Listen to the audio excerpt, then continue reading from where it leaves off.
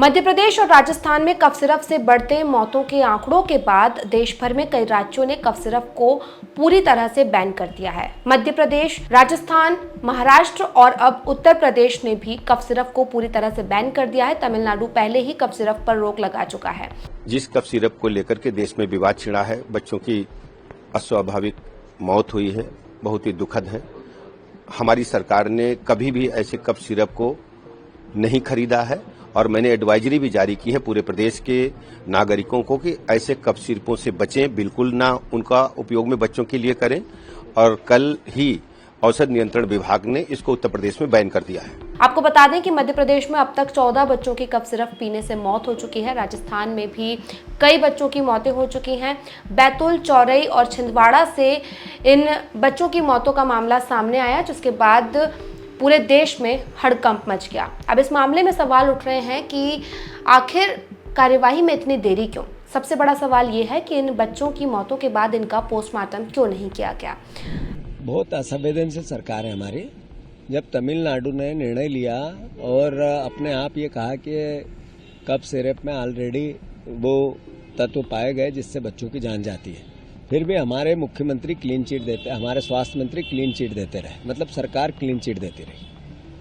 अभी 15 बच्चों की मौत के बाद डॉक्टर पे कार्रवाई होना, उसको गिरफ्तार करना, कफ सिरप को बैन करना, मतलब आपने 15 बच्चों की हत्या तो की, सरकारी हत्या है। अगर सरकार में थोड़ी बहुत मर्यादा हो तो इसी वक्त स्वास्थ्य मंत्री का इस्तीफा लेना चाहिए। थोड़ी नैतिक दायित्व हो या कोई रिस्पांसिबिलिटी के प्रति आप समझते हैं कि हमसे गलती हुई तो आदरणीय शुक्ला जी इस्तीफा दो अपने पद से। इतना निर्दयी मत बनो। ये सरकार है या सर्कस, समझ में ही नहीं आता। लोगों ने सवाल उठाए कि पोस्टमार्टम क्यों नहीं किया गया। अगर पोस्टमार्टम हो जाता तो साफ हो जाता कि आखिर ये मौतें जहरीले कफ सिरप से हुई हैं या फिर इसके पीछे कुछ और कारण है। इसको लेकर एसडीएम ने कहा कि परिजनों का अपने बच्चे से लगाव था, इसीलिए उन्होंने पोस्टमार्टम से मना कर दिया था। लेकिन परिजनों का कहना है कि हमसे पूछा ही नहीं गया कि पोस्टमार्टम करना है या नहीं करना है। अब रविवार को एक 2 साल की बच्ची का शव कब्र से निकाला गया है और अब उसका पोस्टमार्टम होगा, जिसके बाद पता चलेगा कि आखिर मौत की असली वजह क्या है। लेकिन अब तक इस मामले में शनिवार को डॉक्टर प्रवीण सोनी को गिरफ्तार कर लिया गया है। प्रवीण सोनी वही डॉक्टर है जिन्होंने बच्चे को कफ सिरप सजेस्ट की थी। इसको लेकर राजनीति तेज हो गई है। कांग्रेस ने भोपाल में प्रदर्शन किया। कांग्रेस का सवाल है कि आखिर कफ सिरप से इतनी मौतें होने के बाद भी स्वास्थ्य मंत्री इस्तीफा क्यों नहीं दे रहे? कांग्रेस स्वास्थ्य मंत्री का इस्तीफे की मांग कर रही है।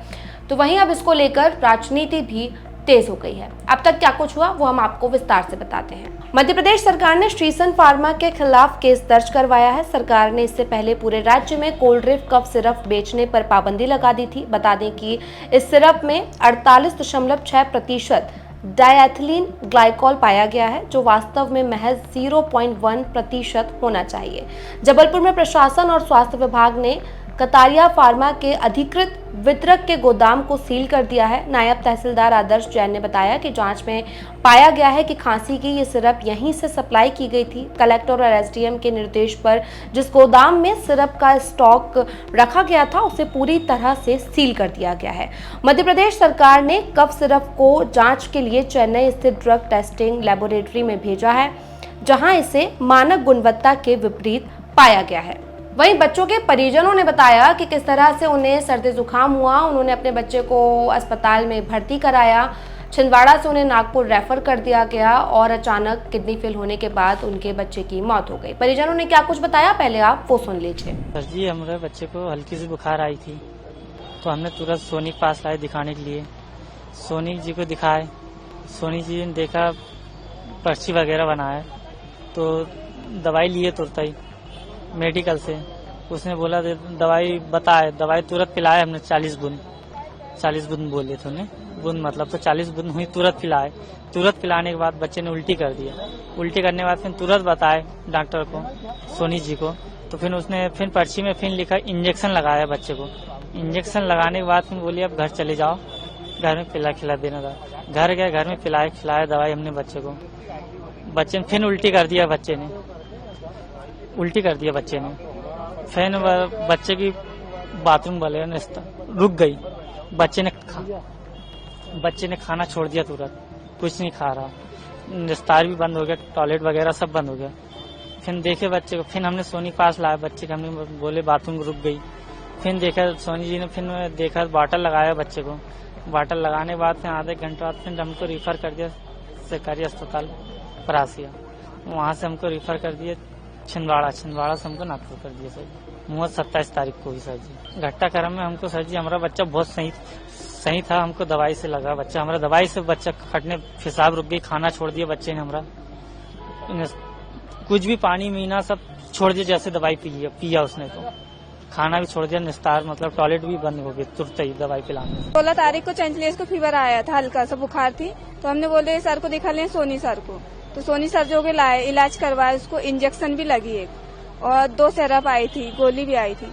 तो शाम को चंचलेश ठीक था, खाना भी खा रहा था और अच्छे लेटरिन बाथरूम भी ठीक हो रही थी उसकी, सिर्फ फीवर था। और जो दवाई पिलाने के बाद में चंचलेश को एक दिन दवाई पिए, दूसरे दिन से चंचलेश को बुखार आने की नहीं उतरा, तेज हो गया। फिर 18 तारीख को रात में चंचलेश ने उल्टी चालू कर दिया, जो भी कुछ भी खिला रहा था वो सब बाहर, और बाथरूम भी कर रहा था मगर कम मात्रा में, उतनी नहीं हो पा रही थी। फिर 19 तारीख को उसने 5 दिन बाद बुलाया, हमने 4 दिन में ले भागे उसको वहीं, तो बोले यहाँ एडमिट कर दो। हम 19 तारीख को 6 बजे सुबह चले गए थे, तो एडमिट भी किया उसको 12 बजे तक सुबह से, तो उसको कोई आराम नहीं था। वहाँ तकलीफ पेट में ज्यादा होने लगी चंचलेश को, तो हमने बोले कि तकलीफ ज्यादा हो रही चंचलेश को, हमको यहाँ से छुट्टी दे दो, हम कहीं भी बड़े हॉस्पिटल में ले जाएंगे, बच्चे को दिखवाएंगे। तो बोले हाँ क्या प्रॉब्लम है हमको वो बताओ कि बच्चे के अंदर क्या है, क्यों आराम नहीं लग रहा। तो उसने बोला कि हल्का सा गुर्दा में सूजन है। तो हमने बोले सूजन है तो आप इलाज कैसे कर रहे हैं, आराम क्यों नहीं लग रहा बच्चे को। तो बोले बड़े डॉक्टर को दिखा लेना। उन्होंने बोले तो हमको छुट्टी, हम चले जाते हैं। तो 19 तारीख को वहाँ से हमने छुट्टी लिए, वहाँ प्रवीण सोनी घर से, और उसने सरकारी का हॉस्पिटल में दिया था ले जाने के लिए। तो हमने बोले कि सरकारी में न ले जाकर बच्चे को प्राइवेट में ले जाएंगे तो हमारा बच्चा जल्दी अच्छा होगा घबराने से। तो हम जैन श्रीवास्तव जो गए थे छिंदवाड़ा में, तो उन्होंने जो फाइल देखी चंचलेश की, तो बोले आपकी बच्चे की कंडीशन बहुत खराब है और किडनी में काम नहीं कर पा रही है, बाथरूम नहीं बन पा रही, इसलिए बाथरूम नहीं हो रही उसको, जल्द से जल्द तुम नागपुर ले जा लो। बच्चे को उसने कुछ ट्रीटमेंट नहीं किया, तो हमने वहाँ से जल्दी से पैसा की व्यवस्था करके 7 बजे नागपुर के लिए निकल गए। तो सबसे पहले प्राइवेट में ले गया कलश में रहे 1 नाइट 1 दिन पूरे। तो वहाँ भी आने के अनुभव बच्चे को कुछ समझ नहीं आ रहा था। तो फिर वहाँ से डिस्चार्ज लिया था, हम मेडिकल कॉलेज सरकारी में गए 20 तारीख को। तो वहाँ हुआ उसका ट्रीटमेंट इलाज, मगर बच्चे को आराम नहीं लगा। 26 तारीख को आखिर के बच्चे ने दम तोड़ दी।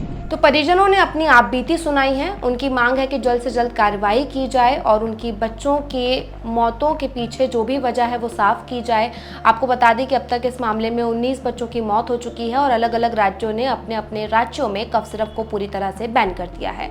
कफ सिरप एक ऐसी दवाई है जो कि आमतौर पर जब सर्दी जुकाम होती है तो हर कोई अपने बच्चे को कफ सिरप पिला देता है और यही माना जाता है कि कम डोज की दवाई होती है, इसे देने से सर्दी जुकाम ठीक हो जाएगा। लेकिन मध्य प्रदेश में जो हुआ उसके बाद हर कोई हैरान है। पूरे देश भर में इसको लेकर बवाल मचा हुआ है। कफ सिरप में एक सॉल्वेंट पाया गया है जो जहरीला सॉल्वेंट है और इसके कारण ही जबलपुर में जो फार्मा थी, जो कंपनी ये दवाई बनाती थी, उसे बैन कर दिया गया है। इसके साथ ही तमिलनाडु में भी इसकी जांच की जा रही है। तमिलनाडु सरकार ने भी इसे बैन कर दिया है। तमिलनाडु के बाद महाराष्ट्र और उत्तर प्रदेश जैसे राज्यों ने भी कफ सिरप को पूरी तरह से बैन कर दिया है। मध्य प्रदेश में अब इसको लेकर सरकार एक्शन मोड में है।